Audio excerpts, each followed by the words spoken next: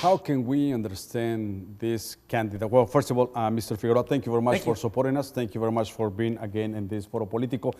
After seeing this report by David Bryan from the local CBS in Los Angeles, how can we understand this Republican candidate, particularly about immigration? Because it looks like he changed his mind after that he got together with the National Hispanic Advisory Coalition that happened in New York.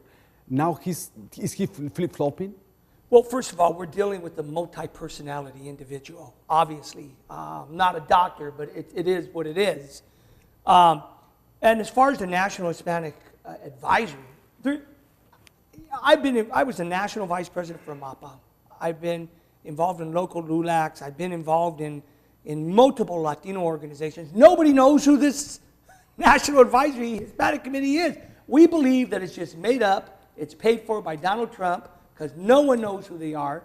They're not elected. They're not appointed. These aren't national Latino leaders. These are handpicked Donald Trump yes people. When you heard about that he was going to get together with Latino leaders, they supposedly political leaders and other people, what came to your mind? Like saying, how is he going to get with Latinos after like he insulted the Mexican immigrants? Well, most Latino leaders I know would have punched him in the nose, but these Latino leaders that supposedly, who they withheld most of their names, who they are, no one knows who they are. So well, we looked it up, we couldn't find them. Me and my friends, Latino leaders, the chair of the California Hispanic Chamber, other local leaders, no one knows who they are. I have to tell you, our audience, that I found out about one of them is Jacob Montilijo Monti. He's an attorney from Houston, Texas, and one of the ladies is Helen Aguirre Ferre.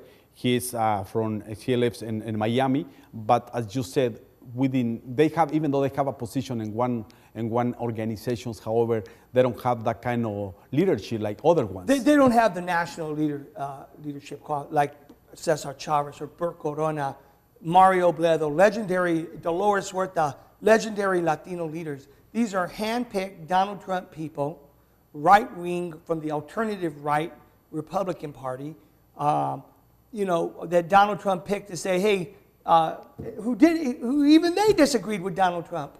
And I was curious about the Mr. This, I don't want to say their name, but this Republican candidate. How can he hasn't ever mentioned, I haven't heard about, I don't know if you have heard about mentioning the Latino leader like Cesar Chavez or Dr. Luther King Jr. Have you heard about this candidate mentioned then in their speeches? None of them. How can he associate then with the Latinos or the African American when he did not even mention in his speeches? That's the other side of America Donald Trump lives on. He does not understand the Latino or the people of color, African American communities. He's been a child with a silver spoon in his mouth who's always gotten his way because he's had high-priced lawyers to scare everybody. But guess what? He doesn't scare us anymore, and the big bad wolf is going down.